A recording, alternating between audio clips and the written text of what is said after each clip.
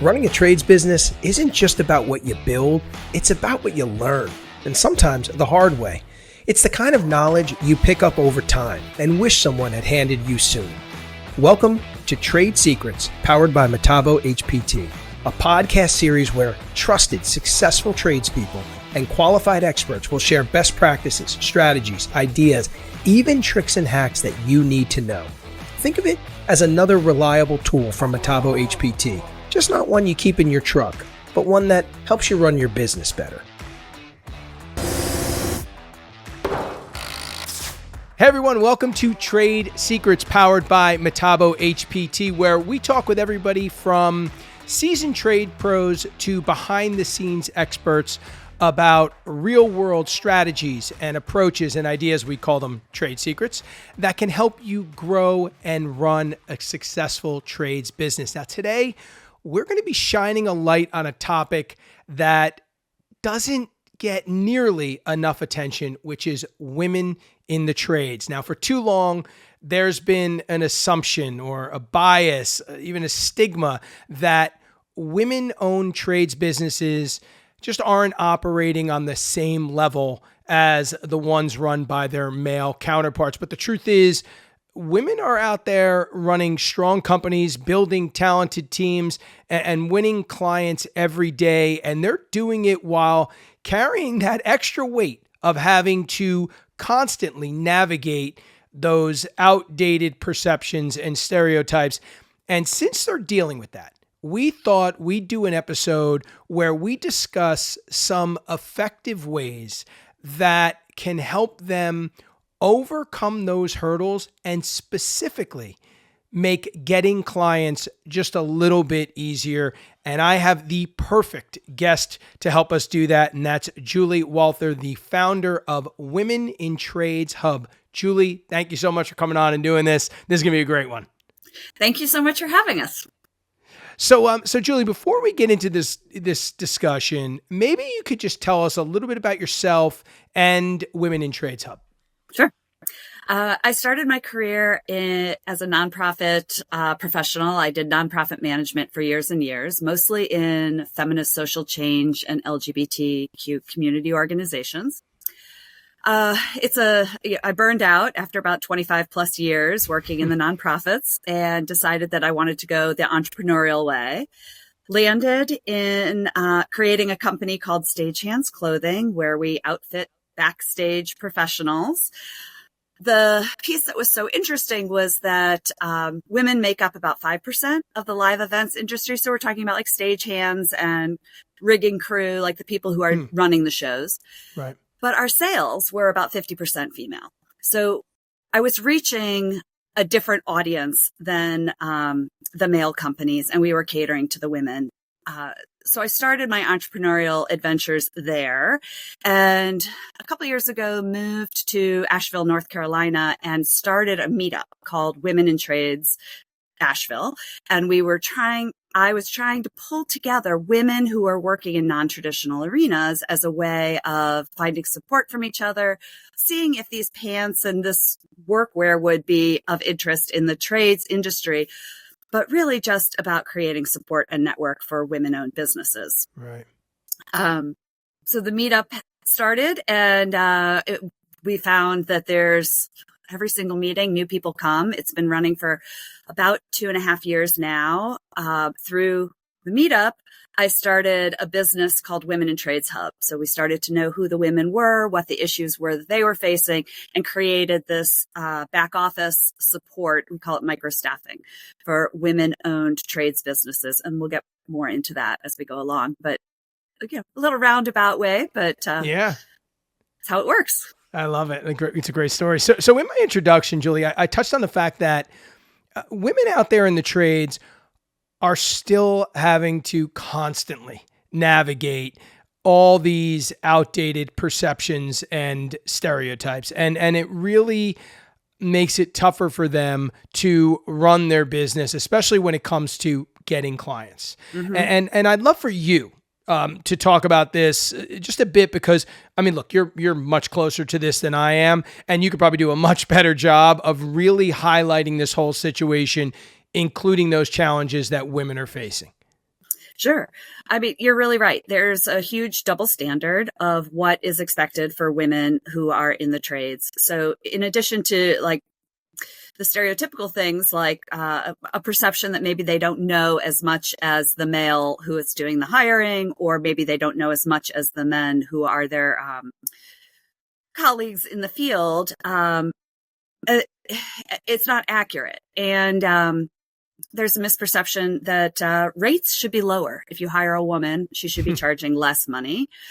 But the women are doing it differently. And because we are raising kids, having aging parents, taking care of a whole variety of other things in our lives as like heads of households, they're creating these businesses in really unique ways where hours are a little bit different. Their availability might be different, but they're catering to a different clientele also that respects that. So I think there's,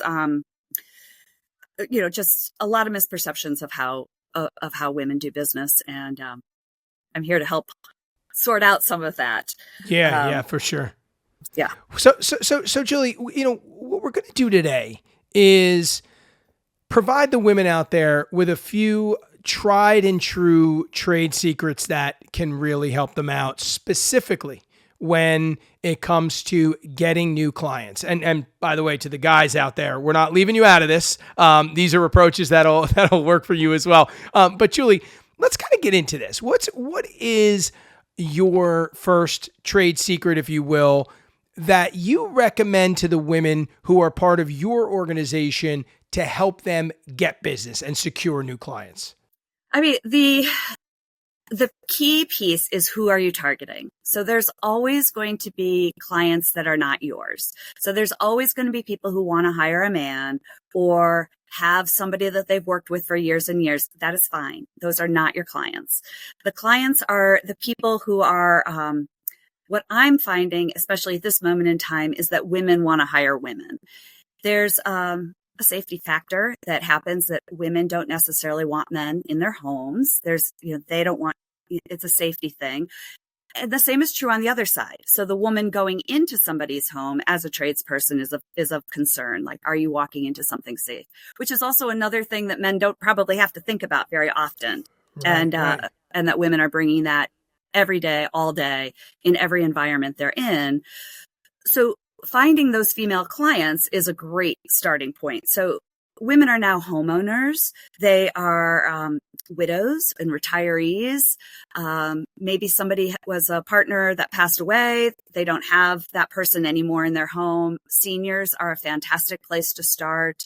And then also like women who are decision makers in couple households. So we get stories of, well, my husband hasn't gotten to it yet, or it's been on the to-do list for however long, and the women are, taking action to get it done, and women hire women. So it's that's my high level starting point. And the other piece is like women employ women. So when you're looking for staff on your teams, hiring women and growing that women's company obviously helps you be able to have more clients, but helps you expand your reach as well. So Julie, this idea of targeting the right clients, and that's kind of what we're talking about, is this first trade secret. How might they go about doing this? I mean, is this about creating a marketing campaign targeting women, or is this about somehow getting to the wife when dealing with a couple? Like you had you had mentioned that my husband didn't get to it. What are things the audience should consider doing or trying? Right. So social media has been a huge help for us on two sides. So one is the networking with your peers, because women want to hire women and pass business to each other. And the second side is marketing your own company out into Facebook and social media appropriately. Okay. So there's a couple Facebook groups that are great for networking. Things like Women's Welders, Women in Construction, Women Who Wrench, Female Mechanics. These are great spaces to see what the conversations are and who's having them. So support stuff like, what do you wear when you're pregnant? How do you do Sure. X, Y, and Z? What's the best tool for this particular job? But in turn, people are asking for who knows somebody who does X. Love And these that. are the places that you jump in and say, oh, I live in your town. I'm a painter. Let me help you. Yeah. You raise your hand. Yeah. Yes. Sure. And so social media is really about being social. Like when you just blast out ads, yes, that is part of it and it is needed. And you have to do that to market your company. And so people know who you are. But it's also being in communication with other people and doing that through these groups. Yeah. And by the way, I love that. The referral is, I mean, it's so golden. big. Yeah. And you're right. I mean, on these, once you're in there, it's got to come up and you could even proactively raise your hand and say, hey, I have some time right now, or I do this, I'm in this community. So you don't even have to wait for it. You can proactively put it out there. That's great. Great advice. And every time you go into a new Facebook group, or you have to like introduce yourself. So like, I always like say, hey, I own this company. We do X, Y, and Z to support women-owned businesses. I'm looking forward to hearing what you're doing. Yeah, that's great. Like, put your company first and in your introductions. That's always helpful. Great advice. There's a sub community of investors, property investors, and there's a lot of women who are doing this now. And so Invest Her is a great organization. But anybody who's a property investor knows they need tradespeople to get a property ready to resell or rent.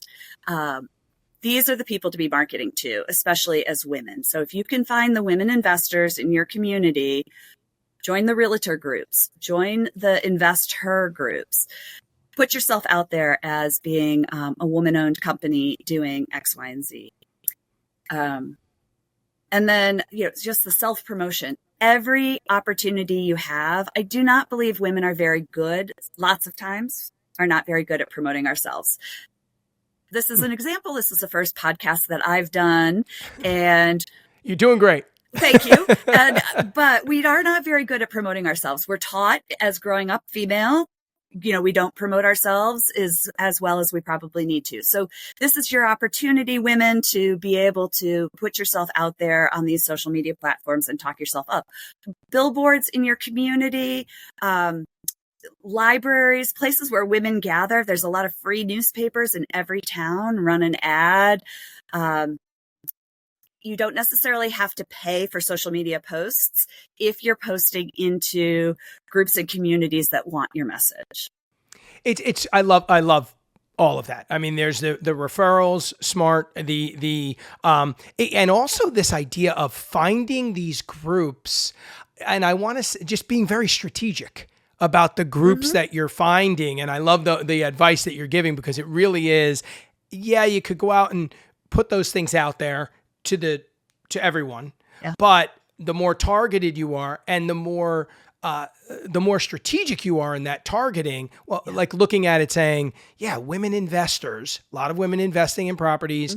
Oh, let me get involved in those groups. It's just, I love that advice. And it's kind of that is a really unique way, I think, to start building those relationships and getting those referrals and that exposure. So what's another approach that you recommend to women that could help them get business? Build a network. These women, you all need to connect and know each other and pass business to one another. In our meetup, we have a set agenda. It's the same every single time. A topic that is brief and a networking section that's long. We do an introduction where everybody shares how they're associated to the trades, and that gives everybody in the room an opportunity to see who's there, who I want to hire Later, who I might need to work for or want to hire to do something on my project.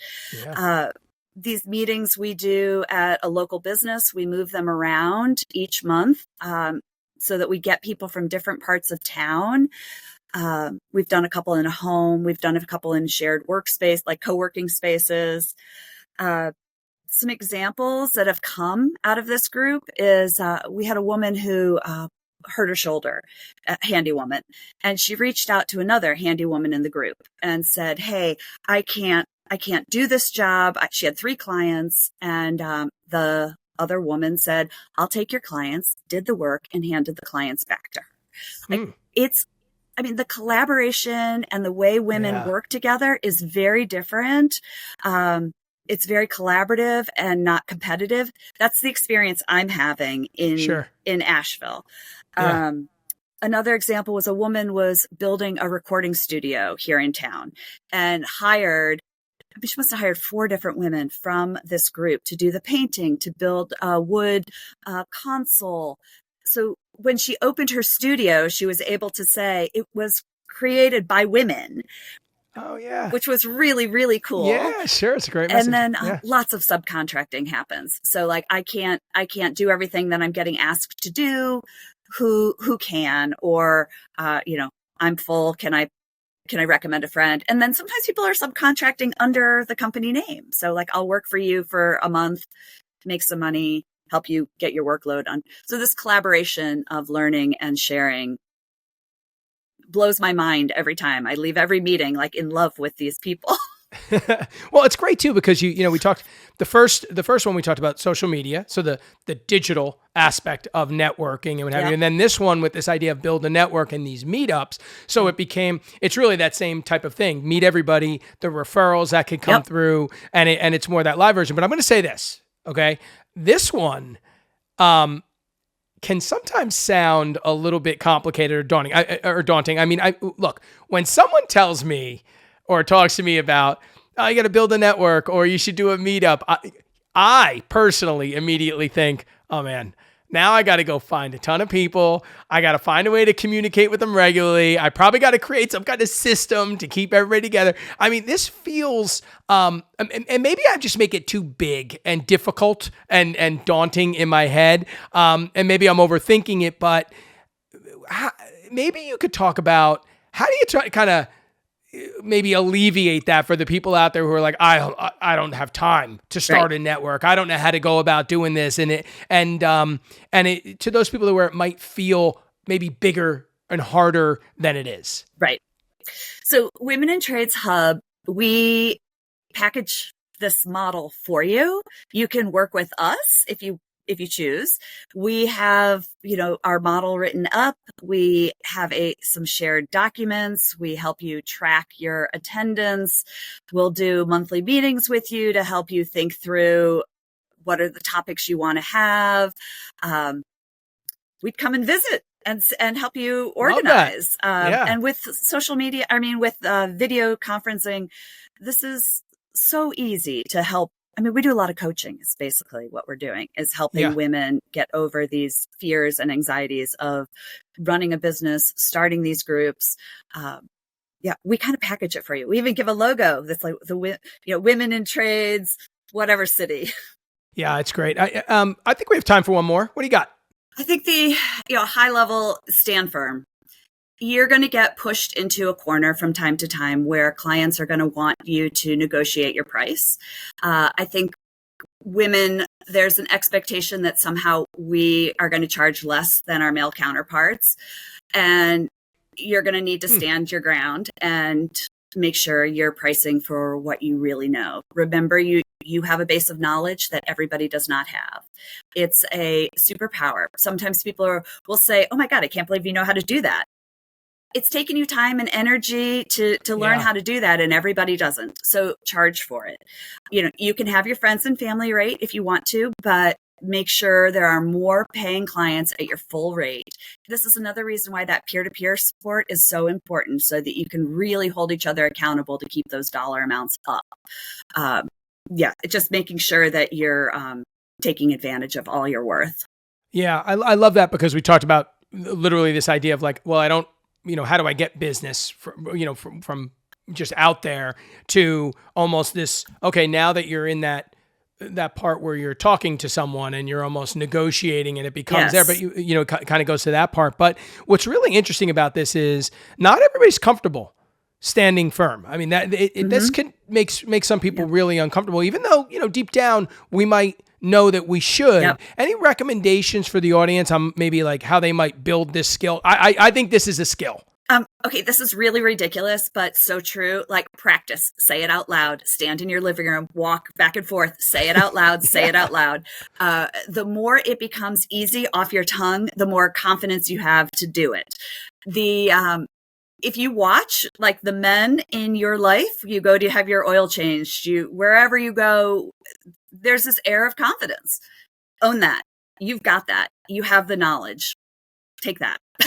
I love the fact that you came on here and not only kind of helped us continue to shine a spotlight on this ongoing and outdated, all these stereotypes about women in the trades, but you also armed women out there with ways to navigate and overcome these stereotypes, because they really, unfortunately they persist. But before I let you go, is there anything maybe that I didn't ask that I should have, or something that maybe we didn't touch on when it comes to this topic that you want to talk about?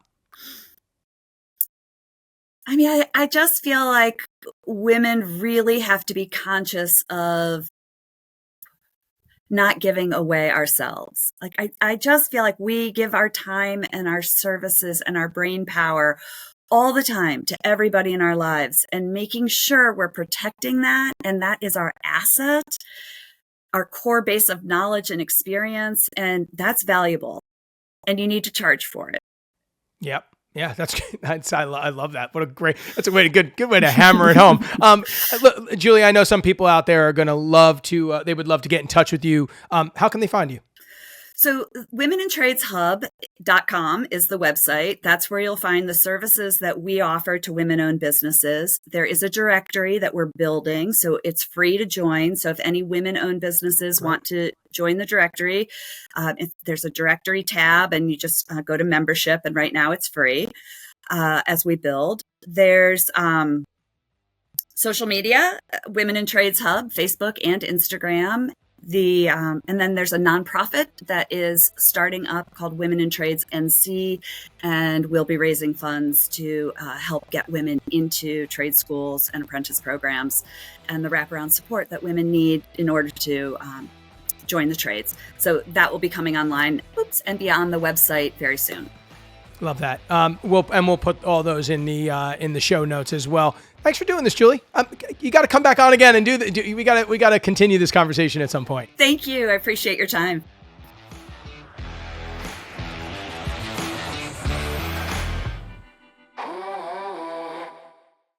Hey everyone, are you curious about all the buzz surrounding the new tabless batteries? Wondering if they're just a flashy upgrade or a true game changer for your tools on the job site? Standard lithium-ion batteries? Yeah.